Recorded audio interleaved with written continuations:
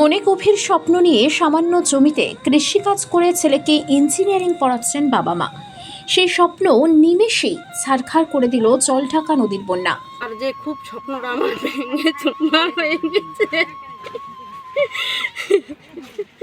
কিভাবে আমি এখন ছেলেকে পড়াশোনা করাবো, আমি চিন্তায় একবারে ভেঙে গেছি।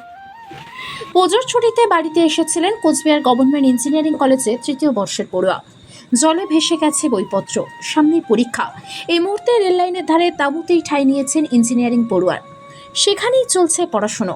সম্প্রতি বন্যায় সমস্ত কিছু নিঃস্ব হয়ে যাওয়ার পর কেমন করে ছেলের পড়াশোনার খরচ বহন করবেন তা ভেবেই কুল কিনারা পাচ্ছে না বাবা। সুকুমার রায় কোচবিহারের পিজিতে থেকেই কোচবিহারের গভর্নমেন্ট ইঞ্জিনিয়ারিং কলেজে পড়াশোনা করে। তার বাড়ি ধূপগুড়ির গধিয়ারকুটি গ্রাম পঞ্চায়েতের হোগলাপাতা এলাকায়। বন্যার দিন বাঁধ ভেঙে জলঢাকা নদীর জল হু হু করে ঢুকে পড়ে বাড়িতে। প্রাণ বাঁচাতে মা বাবা ভাইকে নিয়ে ঠাঁই নেয় পাশের রেল লাইনের ধারে। জল কমলে দেখেন বাড়ির নিশ্চিহ্ন একটি ঘর অবশিষ্ট থাকলেও সেটিও দুমড়ে মুচড়ে অবস্থায় রয়েছে। সম্বল বলতে শুধুই ত্রাণের খাওয়া, আর সেই খাওয়া খেয়ে স্বপ্ন পূরণের লক্ষ্যে সুকুমার প্রচণ্ড গরমে তাঁবুতেই চালাচ্ছেন পড়াশোনা।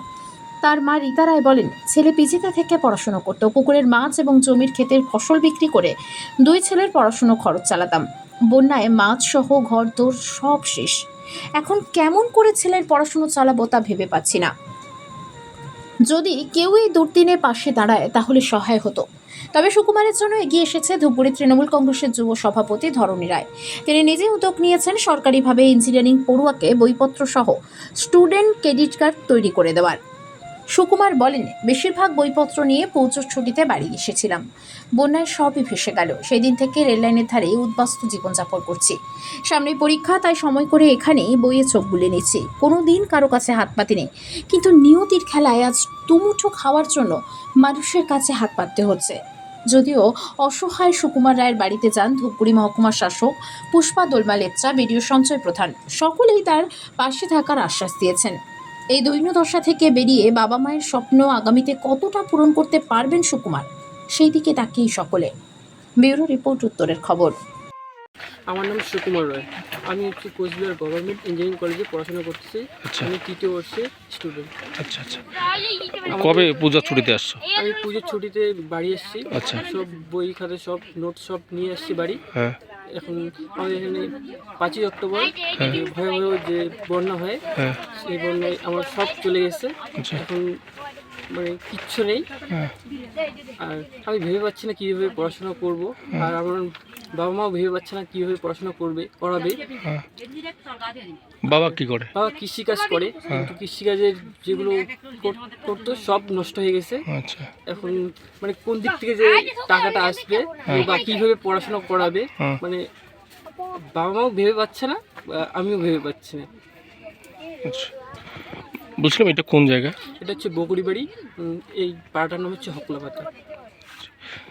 তাহলে আপনার নষ্ট হচ্ছে, কি মনে করছো তুমি? আমি তো ভেবে পাচ্ছি না যে কি করব বা বাবা মা কি করবে। ভবিষ্যৎ তো শুধু তোমার এই বিষয়ে বাবা মা কতটা চিন্তিত? বাবা মা তো একদম মানে অনেক চিন্তিত, মানে কিভাবে মানে যে পড়াশোনা করাবে সেটা। তো কয় ভাই বোন তোমরা? আমরা 2 ভাই, হ্যাঁ। 1 বোন। বোনের বিয়ে হয়ে গেছে। আচ্ছা, আমার নাম সুশীমোহন রায়। এই জায়গাটা? এই জায়গাটা বগুড়িবাড়ি হোগলাপাতা জায়গাটার নাম বলে। আচ্ছা, তো এখন কি করবো, এখন বন্যায় যা হঠাৎ করে বন্যা হয়ে গেল, হ্যাঁ। মনে করেন যে আমার বাড়ি ঘর সোনা দানা যা আছে সবই আমার শেষ। আচ্ছা, আমার 2 ছেলে 1 মেয়ে। মেয়ে 2 ছেলে। আমার খুব বড় একটা স্বপ্ন ছিল, ছেলে পড়াশোনা করবে, যাই হোক একটা যে কোনো একটা হবে, কিন্তু কিচ্ছু হলো না। আচ্ছা, ছেলে আমার এই বড় ছেলে ইঞ্জিনিয়ারিং পড়ে, সে পূজার ছুটি পেয়েছে, ছুটি পেয়ে বাড়িতে আসছে। এমনিতে কি কাজ করেন দাদা? আমি কৃষি কাজ করি, মানুষের বাড়িতেও কাজ করি, কৃষি কাজ করি। ছেলেকে ইঞ্জিনিয়ারিং কলেজে পড়াশোনা পড়াচ্ছেন? পড়াচ্ছি। কষ্ট করেও পড়াচ্ছেন? বহুত কষ্ট করে পড়াচ্ছি। আচ্ছা। তো ঘটনা আছে, ছেলে পূজার ছুটি নিয়ে বাড়িতে আসছে, আচ্ছা, সে আনন্দ ফুর্তি করার জন্য।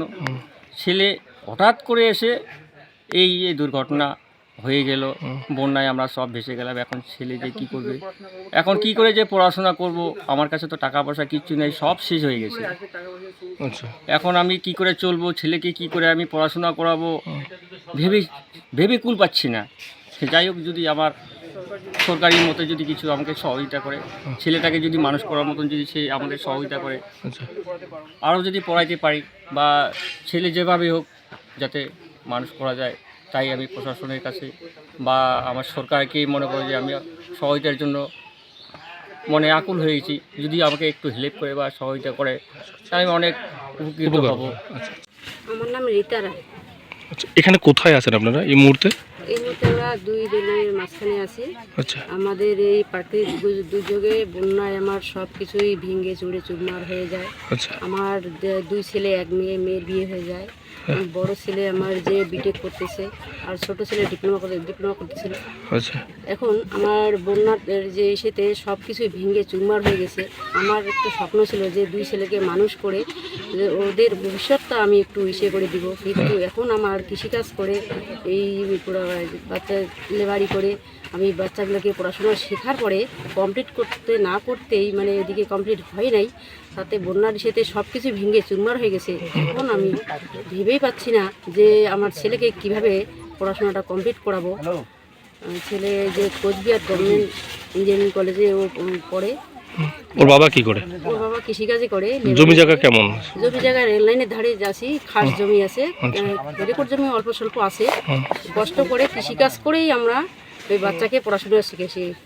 আর যে কমপ্লিট করতে পারি নাই, আমার যে খুব স্বপ্নটা আমার ভেঙে চুরমার হয়ে গেছে। কিভাবে আমি এখন ছেলেকে পড়াশোনা করাবো আমি চিন্তায় একবারে ভেঙে গেছি। এইখানে করতেছে ও কি করবে কোথা থেকে বই টই পেয়েছে কি? এখনো পাইনি, ও বই খাতা এখন পাইনি। আমরা তো কি চাইছেন, সরকারিভাবে কোনো সহযোগিতা চাইছেন? সরকারিভাবে আমি দুহাত পেতে সহযোগিতা চাচ্ছি। সরকার যাতে আমাদেরকে সহযোগিতা করে, আচ্ছা আমার ছেলেকে যাতে আমি আগের মতো করে আগের মস্তিষ্ক হিসেবে পড়াশোনা করে ইসে করতে পারি, এইটাই আমাদের সরকারের কাছে আমাদের আপনার স্বপ্ন যাতে পূরণ হয়। আমার স্বপ্ন যাতে পূরণ করতে পারি, আমার ছেলে যাতে আগের মতো সেই ইসে করে পড়াশোনা করতে পারে, এইটাই আমি ইসে চাচ্ছি।